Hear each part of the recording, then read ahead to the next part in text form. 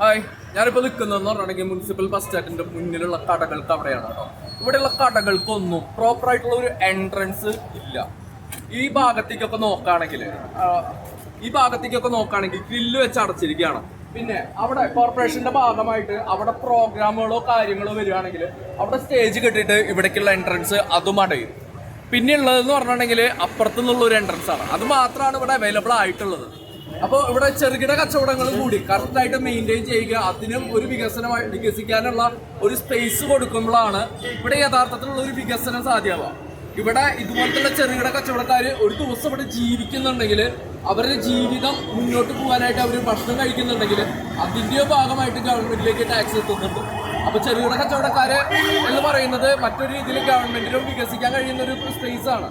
ഗവൺമെന്റിന് സാമ്പത്തികം ഏൺ ചെയ്യാൻ പറ്റുന്ന ഒരു പ്ലേസ് ആണ്. അപ്പോൾ അതിന് കറക്റ്റായിട്ടുള്ള വികസനവും കറക്റ്റായിട്ടുള്ള എൻട്രൻസും കറക്റ്റായിട്ടുള്ള സൗകര്യങ്ങളും കൊടുക്കേണ്ടത് അത്യാവശ്യമാണ്. ഇവിടെയുള്ള അധികം കടകളും കോർപ്പറേഷനിലേക്ക് വാടക കൊടുക്കുന്ന കടകളാണ്. ഓക്കെ, ഇവരൊക്കെ എന്ന് പറഞ്ഞിട്ടുണ്ടെങ്കിൽ പാരമ്പര്യമായിട്ട് എത്ര വർഷമായിട്ടവിടെ 45-50 വർഷമായിട്ട് കച്ചവടം ചെയ്യുന്ന ആൾക്കാരാണ്, പഴയ ആൾക്കാരാണ്. ഇതൊക്കെ വികസിക്കുന്നേക്കാൾ മുമ്പ് നമ്മളിവിടെ ഉണ്ട്, ചെറിയ കടകളായിട്ടുള്ള ആൾക്കാരാണ്.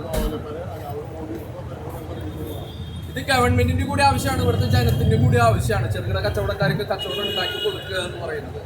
കാരണം അതുകൊണ്ട് നമ്മളുടെ ഗവൺമെന്റിന് അതിൻ്റെതായിട്ടുള്ള പ്രോഫിറ്റ് ഉണ്ട്.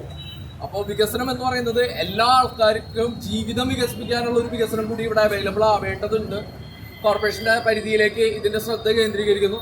അതേപോലെ അത് ശ്രദ്ധിച്ച് ഇവർക്ക് ആവശ്യമായിട്ടുള്ള നടപടികൾ എടുക്കുക, അനുയോജ്യമായിട്ടുള്ള നടപടികൾ എടുക്കുക, ഇവരുടെ കച്ചവടം വികസിപ്പിക്കാനുള്ള സൗകര്യങ്ങൾ ചെയ്തു കൊടുക്കുക എന്ന് പറഞ്ഞുകൊണ്ട്